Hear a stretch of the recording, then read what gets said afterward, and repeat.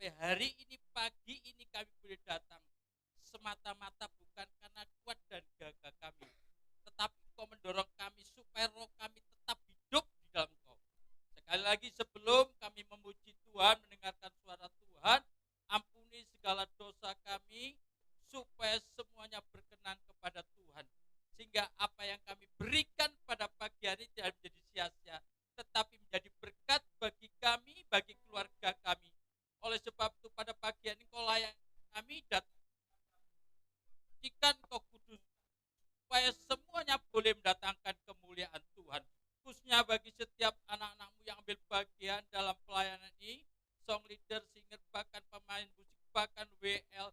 Tuhan, tolong Kau tutup bungkus dengan kuat kuasa darah Tuhan. Kami serahkan tempat ini, ruangan ini, jikalau masih ada kuasa-kuasa yang senantiasa menghantui kami, kami ikat di dalam nama Yesus. Kuasa-Mu sendiri nyata tengah-tengah kami. Apa yang kami berikan dan kami berikan kepadamu tidak menjadi sia-sia, tetapi benar-benar menjadi berkat bagi kami. Itulah kehendak kepada kami, supaya semuanya boleh senantiasa melayani dengan segenap hati, dengan sungguh-sungguh. Semuanya boleh datang kemuliaan bagi Tuhan. Terima kasih ya Allah, terima kasih pimpin ibadah kami dari permulaan hingga pertengahan. Kami serahkan buat setiap saudara-saudara kami yang tidak bersama-sama kami. Mungkin ada masalah persoalan yang mereka hadapi, jikalau mereka lemah berikan kekuatan, jikalau mereka sakit berikan kekuatan, jikalau mereka mengalami masalah persoalan, kedangkan tangan-Mu, kami yakin percaya Tuhan, tangan-Mu yang berlubang cukup mampu untuk menolong mereka, menggerakkan hati mereka, senantiasa mereka sadar bahwa mereka butuh Engkau setiap hari, setiap saat. Oleh sebab itu di mana mereka berada, di mana mereka tinggal, kami minta di dalam nama Yesus, biarlah kasih-Mu senantiasa ada di dalam kehidupan mereka, sehingga mereka boleh kembali bersama-sama untuk menyenangkan hati Tuhan. Terima kasih Bapa, terima kasih. Sekali lagi kami mohon belas kasihan-Mu, curahkan kasih-Mu, curahkan kuasa-Mu, curahkan urapan-Mu atas kami, sehingga apa yang kami berikan benar-benar datang daripada Tuhan. Terima kasih Bapa. Sekali lagi kami serahkan buat semua yang hadir pada pagi hari ini. Kami tidak tahu masalah persoalan yang mereka hadapi. Jikalau mereka lemah juga berikan kekuatan. Jikalau mereka sakit berikan kesembuhan. Jikalau mereka mengalami berbagai masalah, kedangkan tangan-Mu, supaya semuanya boleh mendatangkan kemuliaan. Sehingga di saat mereka datang tidak sama di saat mereka pulang. Sehingga sore-sore di dalam hati mereka ada sukacita. Lawatan Tuhan boleh terjadi. Terima kasih Bapak. Dalam nama Yesus. Haleluya. Amin. Kami baca di dalam Yeremia pasal 30 ayat 19, demikian bunyinya. Nyanyian syukur akan berkumandang dari antara mereka. Juga suara orang yang bersukaria. Aku akan membuat mereka bertambah banyak dan mereka tidak akan berkurang lagi. Aku akan membuat mereka dihormati dan mereka tidak akan dihina lagi. Amin. Amin. Ada haleluya, Haleluya. saudara. Berikan tos kiri kanan saudara. Allah kita sungguh besar.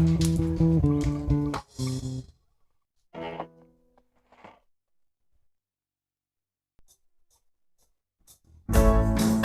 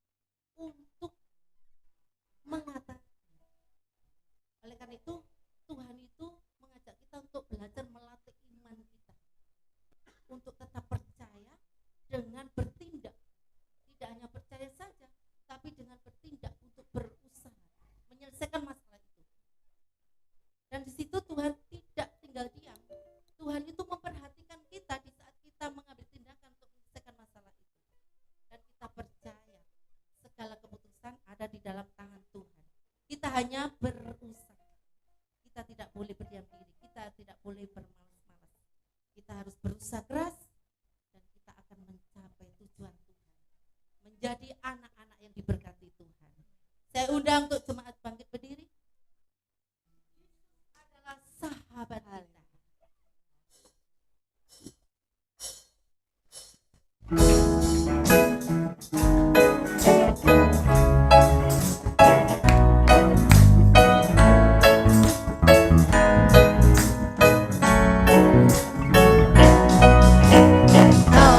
Satu penuh kasih, dua penuh hikmat, tiga penuh kuasa.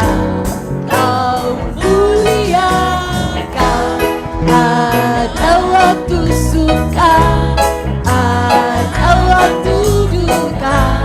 Kau setia dan selalu bersamaku. Kau membuatku tersenyum, membuatku tertawa, membuatku bahagia.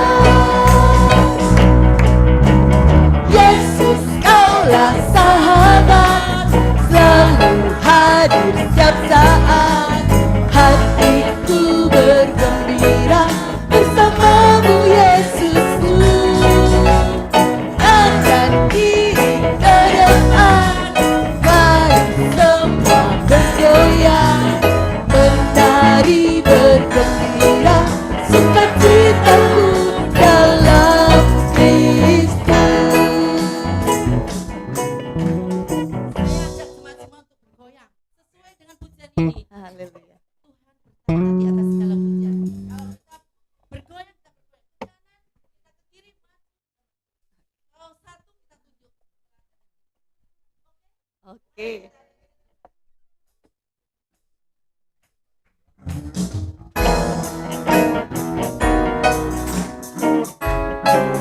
Dua penuh hikmat, tiga penuh kuasa. Kau mulia, ada waktu suka, ada waktu duka. Kau setia dan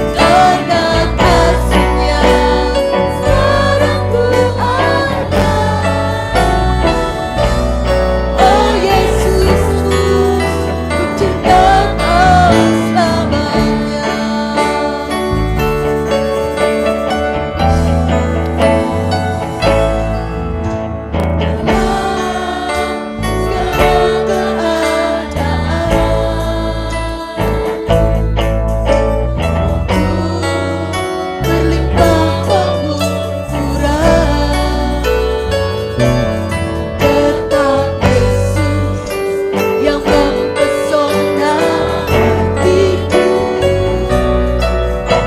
Dia beri damai dan kesempatan baru. Dia setia musim kehidupan.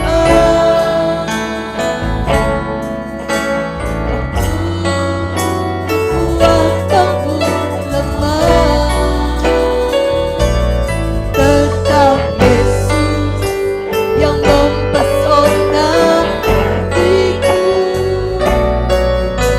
Dia beri hidup dan kesempatan baru.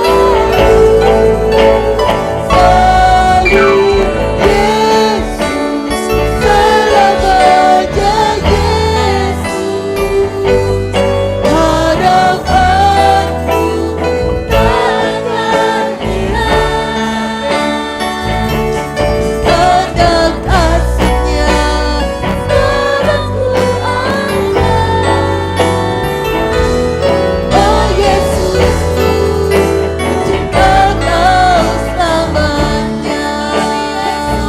Sekali Yesus, selamanya Yesus. Harapanku tak akan hilang. Karena kasih-Nya sekarang ku ada. Oh Yesusku, ku cinta Kau selamanya.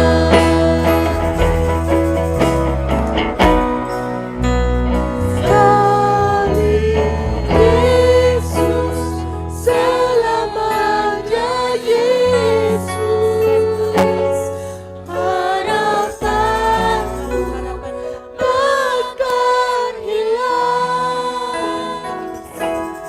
Karena kasih-Nya sekarang ku ada. Oh Yesusku, ku cinta Kau selamanya.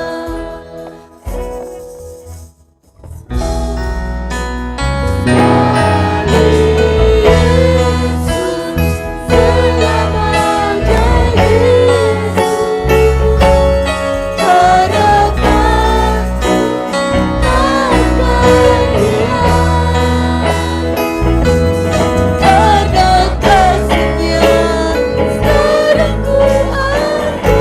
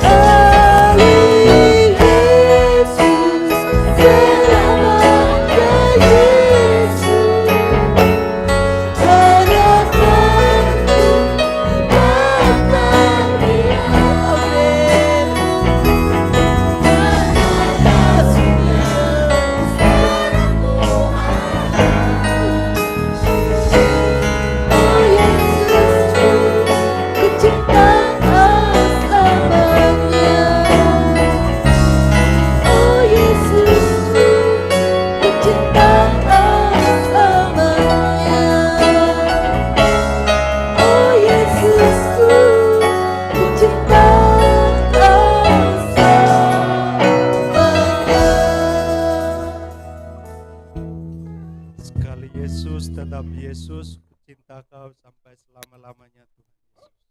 Terima kasih Tuhan Yesus atas berkat-Mu pada pagi hari ini kepada kami, kesehatan kami Tuhan. Terutama yang sakit kami percaya di tempat ini Tuhan Yesus sudah sembuhkan. Dan sebentar lagi Tuhan kami mau mendengarkan firman kebenaran dari Mu. Sebelum kami mendengarkan firman-Mu, ampunilah akan segala dosa kami, melalui perkataan, perbuatan, atau pikiran kami. Dan urapilah hamba-Mu yang akan menyampaikan firman-Mu ini, sehingga kami pulang dari tempat ini, kami tidak sia-sia. Kami mau melakukan firman-Mu. Terima kasih Tuhan Yesus, kami siap untuk mendengarkan firman-Mu pada pagi hari ini. Hanya di dalam nama Tuhan Yesus Kristus kami berdoa, mengucap syukur. Haleluya. Amin.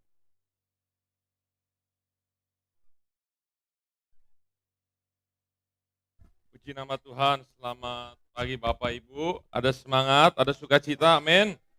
Ya, hari ini saya akan memberikan tema yaitu mendekatlah kepada Allah, maka ia akan mendekat kepadamu. Kalau kita baca tema ini, yang ada di pikiran kita itu seperti ajakan, seperti kata-kata ini, kata-kata yang bagus, yang positif, yang menyenangkan. Ayo, seperti kayak orang mau balikan, lagi putus, kemudian balikan lagi. Sepertinya ini mengandung sukacita, mengandung suasana yang menyenangkan. Ya, tapi nanti kita lihat. Kita buka dulu di dalam Yakobus. Ya, Yakobus 4 ayat yang ke-8. Kalau sudah kita bangkit berdiri semua. Baca ayat ini.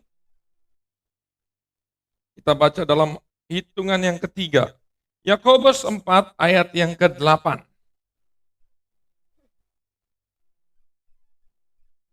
Sudah semua katakan amin.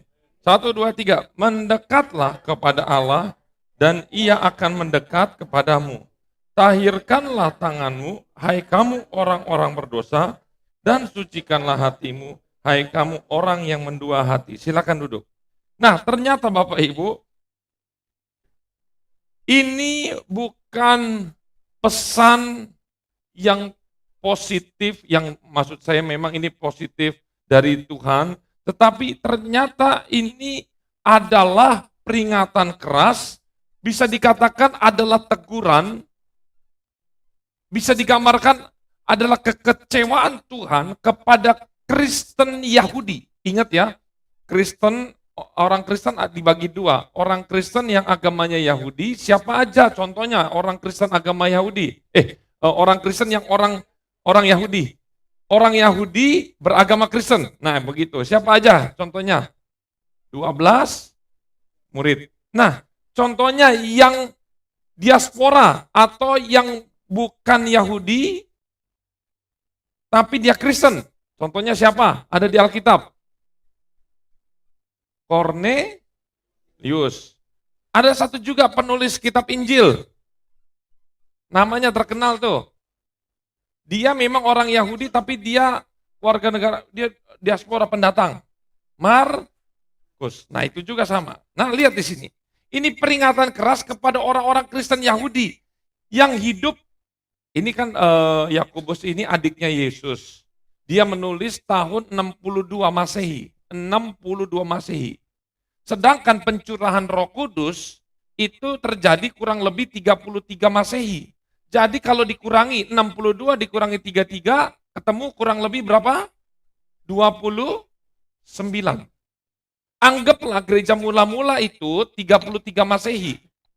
Jadi selama 29 tahun atau selama 30 tahun mereka jadi orang Kristen, tapi ternyata kekristenan mereka itu tidak bertumbuh. Nah ini, jadi jangan bangga karena saya sudah lama jadi orang Kristen. Banyak orang yang berpikir bahwa Kristen puluhan tahun berarti rohaninya juga tetap dia tinggi. Jangan senang dulu. Justru Yakobus ini sedang memarahi kepada orang-orang Kristen di Israel sana karena selama kurang lebih 29 tahun ikut Tuhan, tetapi mereka itu justru melakukan perbuatan-perbuatan yang tidak berkenan di hadapan Tuhan. Ini menjadi teguran, menjadi peringatan kepada Kristen yang sekarang ini.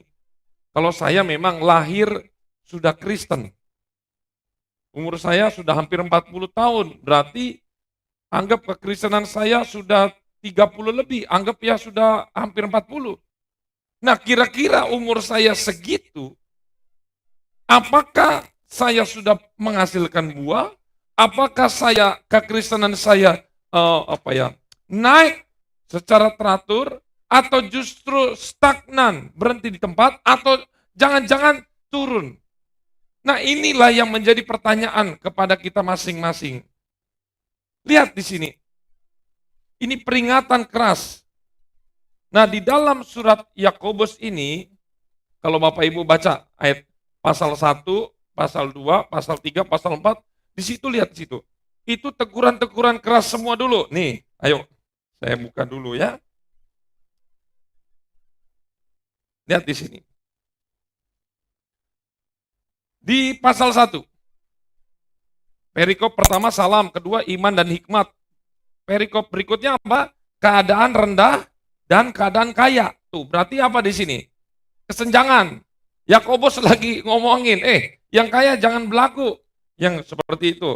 Terus berikutnya pengujian dan pencobaan. Berikutnya apa? Nah, ini keras nih. Pendengar atau tuh lihat. Di sini udah bisa kelihatan nih. Ternyata orang-orang Kristen yang suku bangsanya Yahudi, mereka itu yang sudah 29 tahun menjadi orang Kristen, ternyata mereka hanya menjadi pendengar, bukan pelaku. Terus pasal 2, jangan, tuh ternyata kalau sama bapak ini, dia itu hormat, iya pak, nyapa. Tapi kalau sama ibu ini, nyapa, buang muka. Nah ini, karena suka memandang muka. Berikutnya, iman tanpa perbuatan, hakikatnya adalah, jadi apa? Berdoa, mungkin ya berdoa. Tapi ternyata perbuatannya tidak ada. Imannya ada, perbuatannya nggak ada. Nah, pasal 3 lebih parah lagi. Apa judulnya? Dosa karena lidah. Pasal 4, hawa nafsu dan persahabatan dengan dunia. Pasal 5, peringatan kepada orang, kok ini banyak banget ya. Dari tadi ngomongin, jangan memandang muka, kaya miskin, berarti ini teguran secara khusus orang-orang Yahudi yang kaya secara jasmani. Lihat, semuanya ini berisi teguran. Padahal mereka harusnya sudah menjadi contoh, menjadi guru, tetapi ternyata mereka tidak menjadi teladan. Nah, pesan di dalam Yakobus ini, Bapak Ibu, secara khusus di pasal 4 ini mewakili perasaan Yesus. Yesus itu sebenarnya saya mau katakan punya kesedihan yang mendalam kepada jemaat-jemaat ini. Kenapa? Karena di sini dikatakan mendekatlah kepada Allah dan ia akan mendekat kepadamu. Artinya apa? Jika Yesus berkata mendekatlah, berarti ada kerinduan. Betul kan? Berarti kan anak-anaknya jauh. Mendekatlah, nggak mungkin ketika saya berkata kepada anak saya, mendekatlah, anak saya di samping saya. Enggak. Pasti saya katakan, kamu datang dong. Berarti anak saya sedang posisinya jauh. Allah rindu anak-anaknya. Berarti secara harafiah mereka ada di gereja. Mereka menyembah Tuhan, tapi hatinya jauh. Makanya Matius 23 ayat 37, di sana dikatakan, Yerusalem, Yerusalem, engkau yang membunuh nabi-nabi dan melempari dengan batu orang-orang yang diutus kepadamu. Berkali-kali aku rindu mengumpulkan anak-anakmu, sama seperti induk ayam mengumpulkan anak-anaknya di bawah sayapnya. Tetapi kamu tidak mau. Yang paling fatal itu adalah kita ada di rumah Tuhan, tetapi kita tidak masuk bagian di dalam kerajaan Allah. Jadi ini kehidupan yang suam-suam kuku, yang memang lebih baik kalau mau murtad sekalian, tinggalin Tuhan sekalian. Tetapi ini posisinya nanggung. Ke gereja ya ke gereja, pelayanan ya pelayanan, tapi ternyata hatinya jauh. Ini sangat sulit dideteksi. Nah, pesan Yakobus di dalam Yakobus 4 ayat 8a ini secara khusus, pasal ini ditulisi mewakili perasaan Yesus yang di dalamnya ada peringatan. Saya mau katakan peringatan sama ancaman, karena di sini dikatakan mendekatlah kepada Allah, Ia akan mendekat kepadamu. Berarti ini dikatakan begini, sebaliknya, kalau kamu enggak dekat sama saya, maka saya juga tidak akan mendekat. Jadi ini peringatan, ancaman kepada orang-orang Kristen di zaman itu. Kalau kamu enggak dekat sama saya, jangan harap saya akan menghampiri kamu. Ini menjadi satu perbedaan yang luar biasa. Bapak Ibu tahu ini perumpamaan tentang apa itu? Gembala yang meninggalkan 99 domba dan mencari satu anak domba. Nah, itu satu anak domba. Dan di bawahnya kan ada perumpamaan tentang dirham yang hilang. Di bawahnya lagi ada perumpamaan anak yang hilang. Ini menarik Bapak Ibu yang perlu kita bahas.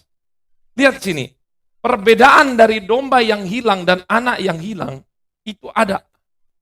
Apa kira-kira? Sama-sama, persamaannya ada. Sama-sama hilang. Tapi dua ini beda. Kalau gembala, dia itu ketika dombanya hilang, dicari.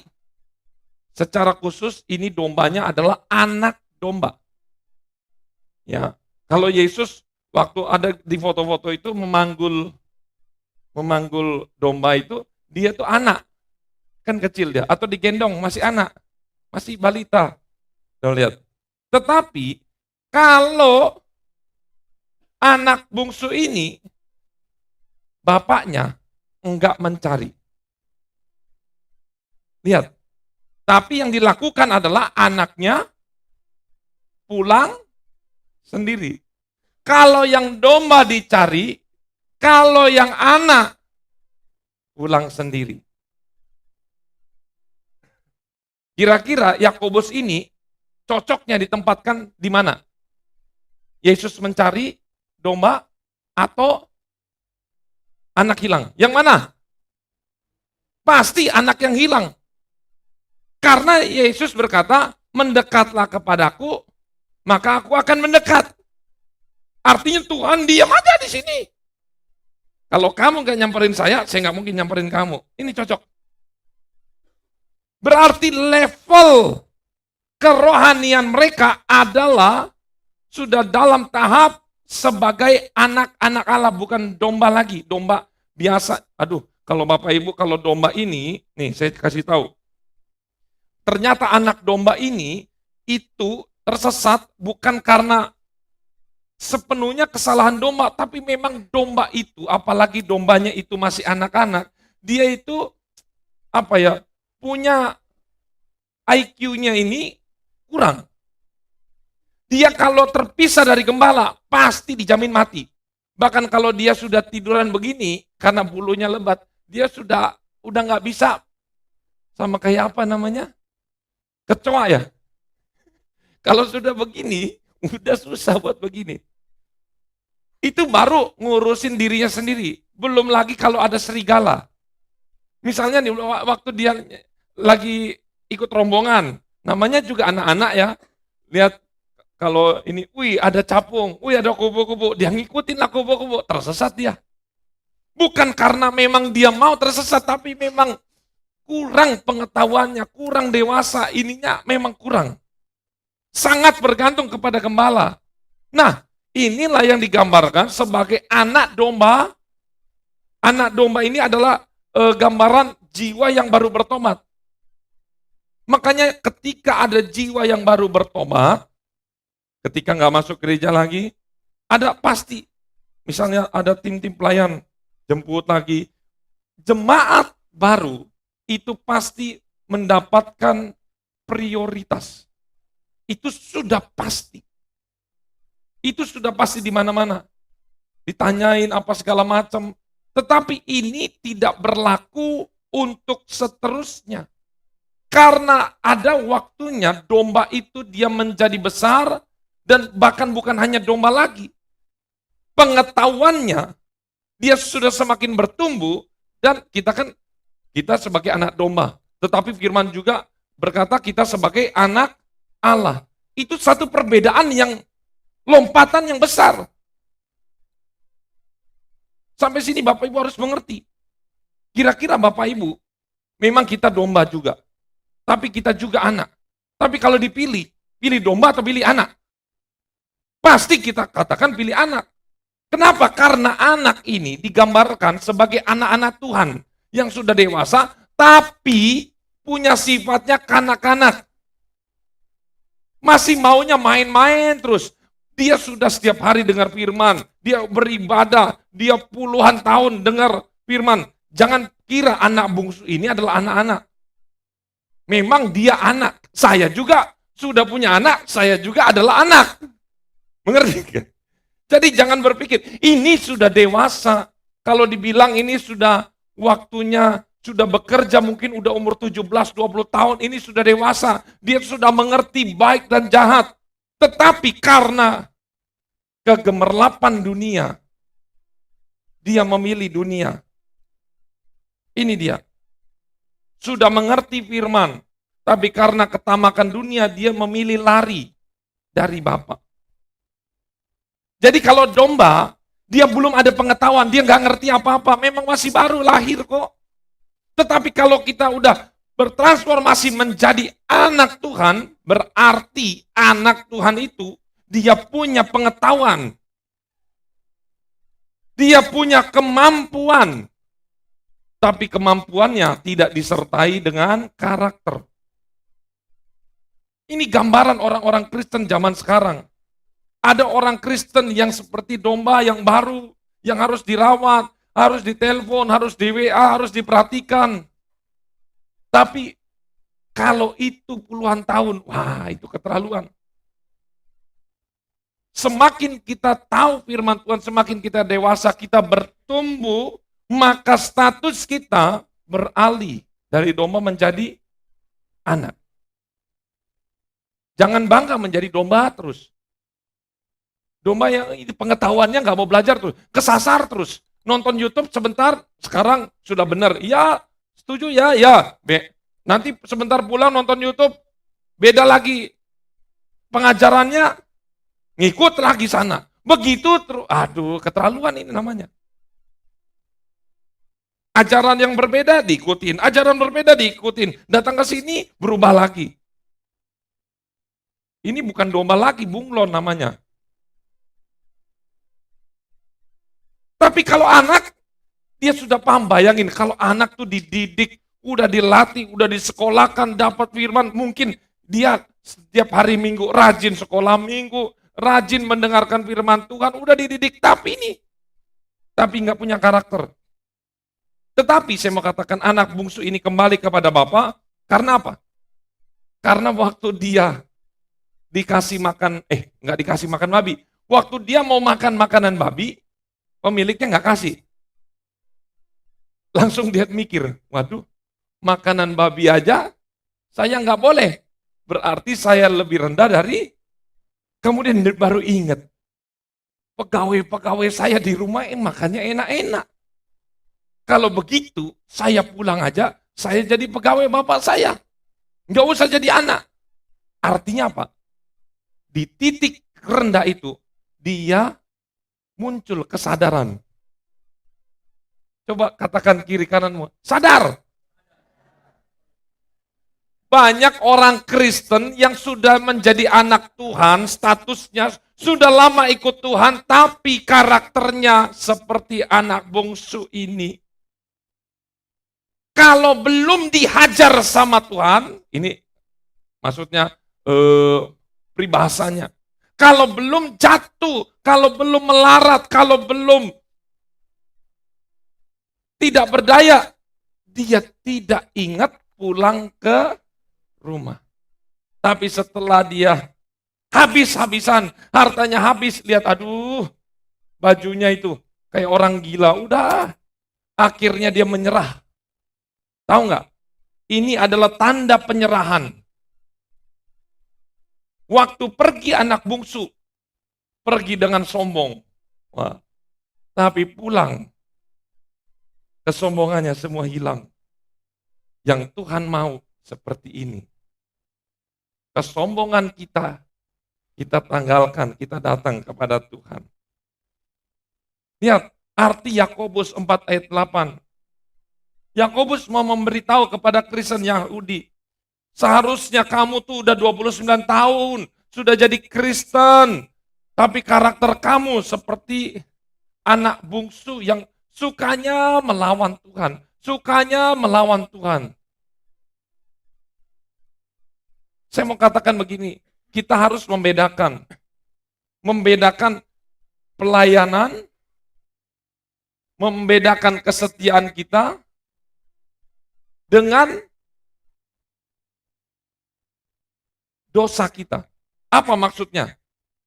Kadang orang yang sudah rajin ke gereja, sudah rajin pelayanan, sudah melakukan semuanya, dia berpikir dia itu punya antibodi, punya antivirus dosa. Jadi dia udah nggak bisa berdosa lagi. Ketika disitulah dia berpikir, saya adalah orang kudus, saya sudah tidak bisa berdosa, disitulah dia jatuh. Jadi semakin tinggi justru semakin rawan. Lihat, di dalam Alkitab dikatakan, Lucifer itu dia jatuh, posisinya dia di mana? Posisinya ketika dia sedang puncak-puncaknya berada di dekat Tuhan. Menjadi apa? Pelayan Tuhan. Justru dia bisa jatuh. Makanya jangan berpikir, kalau saya pelayanan, pasti saya nggak bisa melakukan dosa. Kalau saya rajin ke gereja, saya pasti nggak melakukan, saya pasti bebas dengan dosa. Jangan berpikir begitu. Ini sangat rawan, harus bisa dibedakan. Sama seperti Daud, dia berpikir dia bebas dari dosa. Tetapi kalau Bapak Ibu baca, kurang lebih ada 3 kali dia melakukan dosa. Salah satu yang fatal adalah dosa perzinahan. Kedua, dosa kesombongan, dia menghitung rakyat. Itu hampir 3 kali. Ya. Kita lihat lagi di sini. Dosa-dosa Kristen Yahudi di dalam Yakobus 4, kalau kita lihat di sini, ternyata Tuhan berkata, mendekatlah kepadaku maka aku akan mendekat. Kenapa? Karena di ayat sebelumnya ternyata ketemu indikasinya. Dikatakan apa?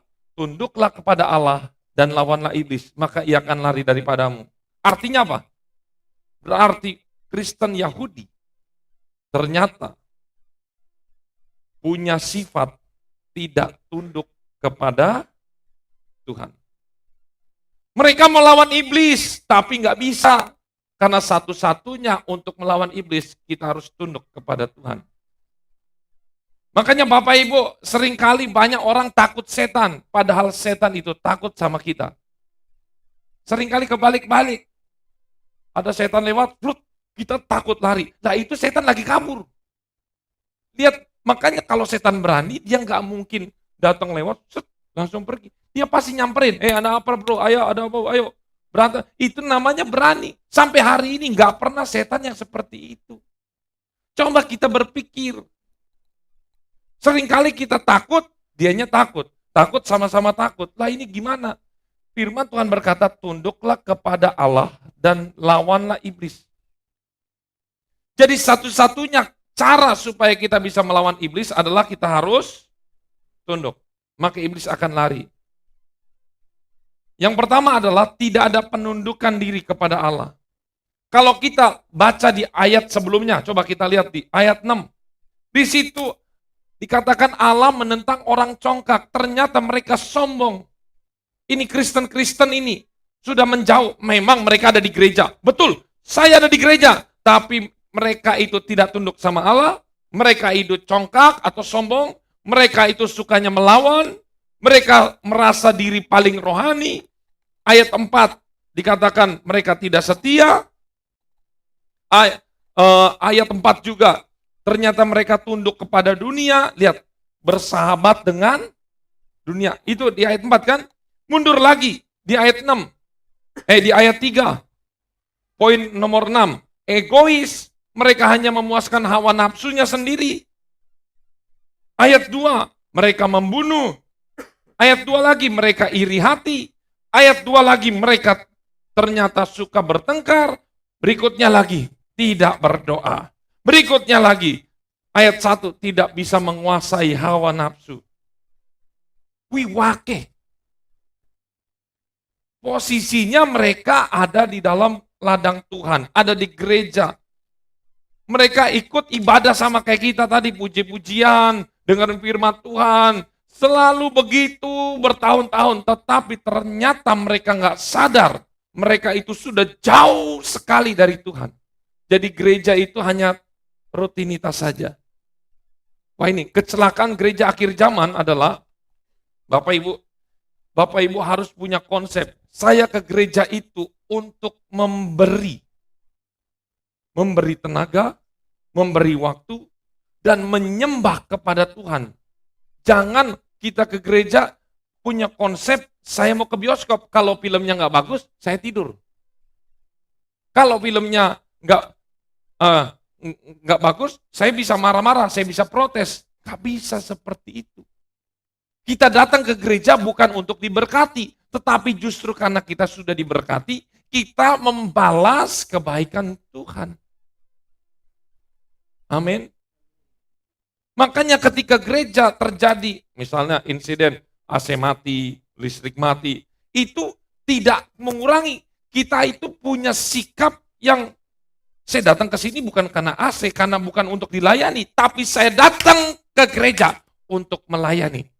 Amin. Saya datang untuk melayani. Itu punya konsep itu. Karena dia Yakobus, dia selalu yang diserang orang kaya. Berarti itu orang-orang kaya di situ banyak sekali. Mungkin gerejanya lux, mungkin kalau sekarang gerejanya itu udah besar sekali. Mungkin sudah ada lampu-lampunya, udah ada kamera, alat musik udah lengkap. Mereka pengennya dilayani. Ternyata Tuhan tidak berkenan kepada gereja yang sukanya dilayani terus. Kalau ini salah protes apa. Pokoknya ini udah benar-benar model dunia sekali. Memanjakan mata. Oh, nggak boleh terlalu lama, nanti capek. Wah, yang seperti itu dijauhkan. Kita datang ke gereja untuk menyembah Tuhan, bukan untuk menikmati. Sama seperti di bioskop, kita menikmati tontonan, tidak seperti itu. Lihat di sini. Arti mendekatlah kepada Allah dan Ia akan mendekat kepadamu. Ada luapan perasaan kecewa. Mereka sudah menduakan Tuhan. Ada ayat 8b. Ya kan? Hai kamu yang mendua. Kenapa mereka itu jauh dari Tuhan? Karena mereka sudah mendua. Hidupnya mendua. Satunya siapa selingkuhannya? Dunia.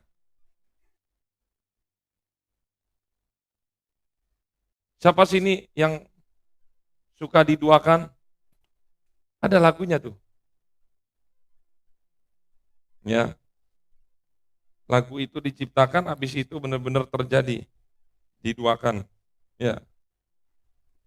Terus, ini adalah kemarahan Allah kepada Kristen Yahudi yang mempermainkan kasih karunia Allah.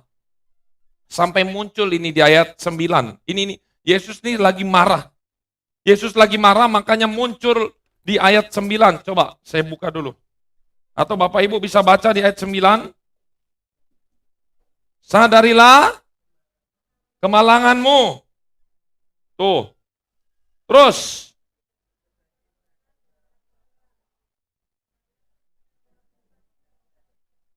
Tuh. Sampai dikatakan, sadar.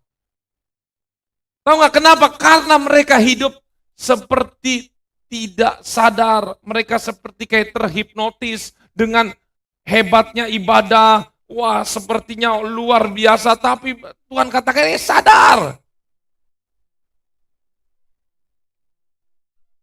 Lihat, ini kemarahan Allah sampai katakan di ayat 9, sadar. Saya mau katakan seperti Bapak memberi hajaran kepada anaknya, yang nggak sadar akan kesalahannya. Wah ini Bapak Ibu, kita jangan seperti ini.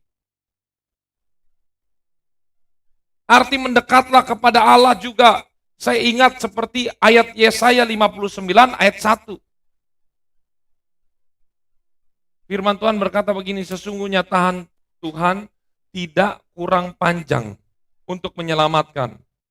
Dan pendengarannya tidak kurang tajam untuk mendengar. Ya kalau begitu, kenapa mereka masih susah? Ternyata di ayat 2. Tetapi yang merupakan pemisah antara kamu dan Allahmu ialah segala kejahatanmu. Dan yang membuat dia menyembunyikan diri terhadap kamu sehingga ia tidak mendengar ialah segala udah. Cuman ini saja.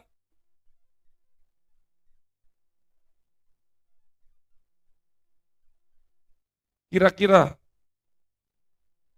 kita ke gereja, sudah tahunan kita ke gereja, tetapi ini yang harus menjadi pertanyaan, menjadi refleksi diri. Kira-kira apakah kita di dalam gereja ini, kita itu seperti anak domba atau Kristen anak bungsu? Ini bukan, oh berarti dua-duanya kan salah. Dua-duanya nggak benar, bukan masalah benar nggak benarnya, tetapi maksud saya akan pengenalan akan firman Tuhannya kita itu dalam tahap mana. Kalau saya Kristen anak bungsu, pasti. Karena saya sudah lama ikut Tuhan, dan saya sudah punya pengetahuan.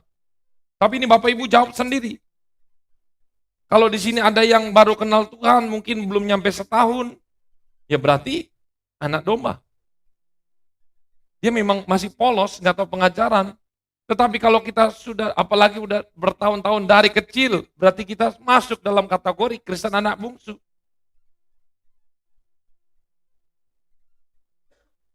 Yang kedua, sudah berapa lama kita menjadi anak Tuhan, anak bungsu? Jawab sendiri, kalau saya udah hampir 40 tahun. Berikutnya, apakah dosa-dosa yang disebutkan di atas masih ada dalam diri kita? Dosa-dosa yang mana Pak? Dosa-dosa yang ini. Nih, sombong. Masihkah kita sombong? Suka melawan Tuhan? Merasa diri paling rohani? Tidak setia? Tunduk justru kepada dunia? Egois? Pak, ini membunuh maksudnya bagaimana? Saya nggak pernah membunuh. Firman Tuhan katakan kalau kamu membenci saudaramu, ya, iri hati, suka bertengkar, tidak berdoa, tidak bisa menguasai hawa nafsu. Nah itu dia. Kalau iya, segera perbaiki. Segera perbaiki. Nggak usah saling menyalahkan kiri kanan.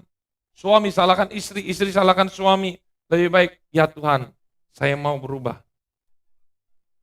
Dan ketika ada masalah, apakah kita menjauh? Ya, kita memilih menjauh atau mendekat kepada Tuhan. Karena ini, Bapak Ibu, saya baca-baca ada dua model orang Kristen. Ketika dia ada masalah, dia langsung nangis. Rajin, setia kepada Tuhan, dia mendekat kepada Tuhan. Tapi ada yang model ketika dia punya masalah, justru dia menjauh dari komunitas. Setelah ditanya, Pak, Bu, kok nggak pernah ke gereja? Iya, saya lagi ada masalah begini-begini. Nah ini, justru dia menarik diri. Nah, yang menarik diri ini adalah yang salah. Bapak Ibu kalau ada masalah, semua orang punya masalah. Nah kalau ada masalah, jangan menjauh, tapi mendekat. Amin. Harus mendekat. Tidak boleh menyendiri. Yang terakhir, yakinkah kita sudah mendekat kepada Allah dan sudah berubah? Kalau belum, saya ajak kita berubah semua. Saya tidak mau gereja ini hanya seperti rutinitas. cuman hanya datang dan pergi. Pelayan-pelayan cuman hanya melayani, habis itu udah lupa. Ingat, saya mau katakan orang yang paling malang hidupnya adalah orang yang mengakunya anak-anak Tuhan, tapi tidak pernah mengalami perjumpaan pribadi dengan Yesus secara pribadi. Orang-orang Kristen di Yahudi sana, mereka sudah ikut Tuhan puluhan tahun, tapi ternyata mereka tidak pernah alami namanya perjumpaan pribadi. Sampai firman Tuhan berkata, mendekatlah. Di dalam mendekat ada emosi Tuhan yang rindu akan anak-anaknya. Di dalam kata mendekatlah, di situ ada kemarahan karena Tuhan jengkel, mereka nggak sadar-sadar akan dosa mereka. Dan jangan-jangan itu juga yang sedang kita alami hari ini. Engkau duduk di gereja, tapi jangan-jangan hatimu jauh dari Tuhan. Pulihkanlah hatimu, mendekatlah kepada Allah, karena Allah itu rindu. Saya senang dengan gambar ini. Inilah yang diharapkan Tuhan, anak-anak Tuhan, mendekat kepada Tuhan. Saya serahkan kepada Ibu Gembala. Kita nyanyi satu pujian.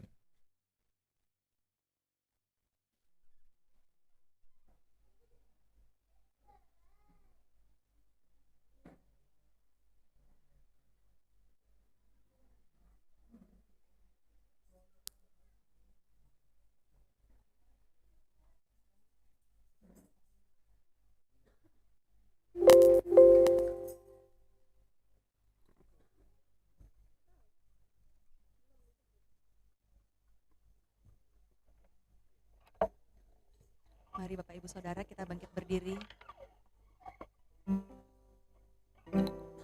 Kita mau sama-sama menyembah Tuhan. Kita mau katakan dari hati kita yang terdalam. Kami mau mengasihi Engkau Tuhan. Kami mau cinta Yesus selama-lamanya.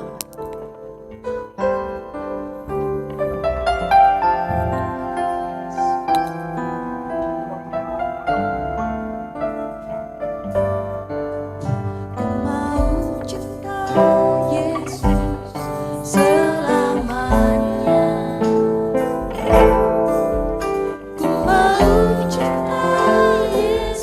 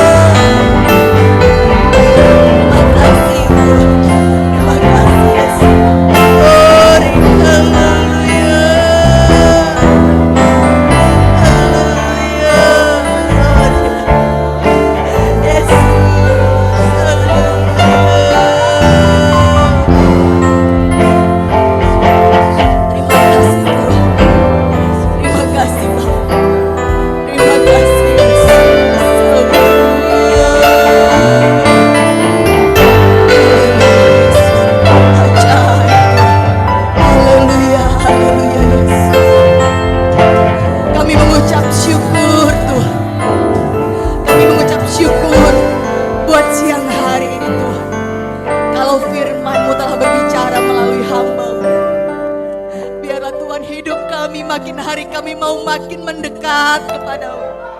Kami mau lebih lagi mencari Engkau Tuhan. Karena kami percaya saat kami mendekat, maka Engkau akan senantiasa bersama-sama dengan kami. Terima kasih Bapa kami yang baik, ampuni kami Tuhan. Kalau seringkali kami tidak dewasa Tuhan, kami masih seperti anak-anak, kami tidak mengerti isi hati Tuhan. Tapi biarlah Tuhan mulai saat ini kami telah mendengarkan kebenaran firman. Kami mau lebih lagi mencari Tuhan, lebih setia lagi mendekat kepada Tuhan. Maka Engkau akan berkenan kepada kami Bapa. Terima kasih Bapa kami yang baik, terima kasih Tuhan Yesus memberkati hamba-Mu. Biar urapan Allah, Roh Kudus-Mu senantiasa mengalir. Kami semua Tuhan yang telah mendengarkan firman Tuhan, kami mau melakukan kebenaran firman Tuhan. Terima kasih Bapa kami yang baik, kami mengucap syukur. Sebentar kami akan memberikan korban persembahan. Biar persembahan kami berikan dengan hati yang penuh sukacita. Ucapan syukur kami atas kebaikan Tuhan. Dalam berkat nama Tuhan kami Yesus Kristus. Haleluya. Amin. Puji nama Tuhan, silakan duduk. Ibu saudara.